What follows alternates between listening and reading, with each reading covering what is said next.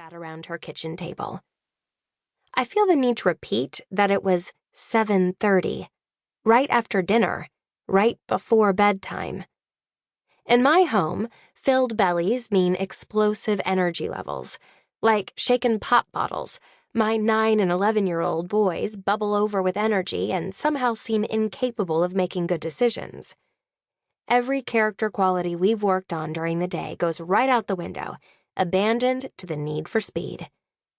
The after-dinner hour is by far one of the most demanding parenting times for me. By the end of the day, I'm usually fried and longing for a few minutes to sit down and relax. And because of that, I don't always do a good job of corralling my kids.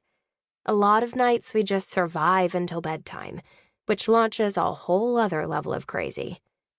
No, quiet is definitely not the word I would use to describe my house at 7:30 at night. I listened to the sounds of Jessica's home for a few more minutes to give someone time to explode or break something, but it never happened. So, as my son worked through one of the problems, I asked Jessica, "Is your house always this quiet?" She smiled, thought for a moment, and said, "Yes, it usually is." Stunned, I looked at her and said, "What magic do you have and how can I get some? My house is never this quiet." She laughed in a way that made her eyes light up and replied, "Well, I just run a really tight ship." My head and heart exploded. Jessica looked back at the math problem, blissfully unaware of the bomb that had just gone off inside me, accompanied by the shrieking of my inner critic. "See?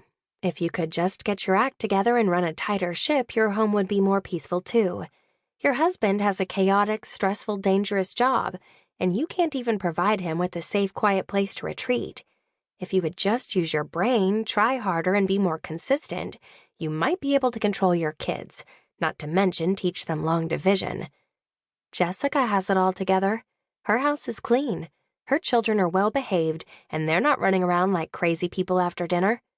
She's organized, creative, disciplined, and always knows what's going on in the lives of her friends and family.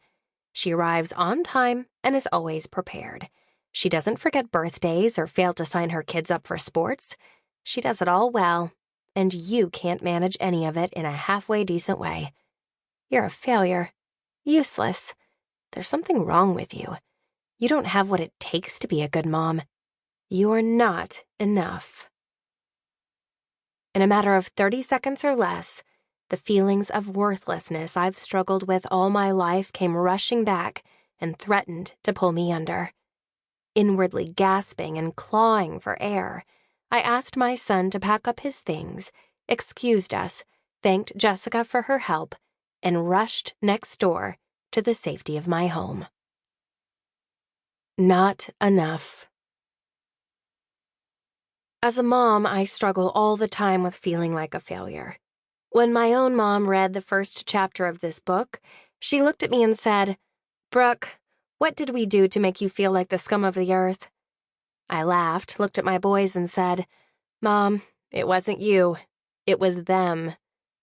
Sure, certain experiences here and there throughout my life pushed me toward self-doubt, toward feeling like I don't have what it takes. But by and large, motherhood is what sent me right over the edge into full-blown insecurity. Why does it bother me so much to feel inept at mothering my boys? Maybe because it's the thing I want most to get right. I'm guessing that at some point in your motherhood career, you too have felt not enough.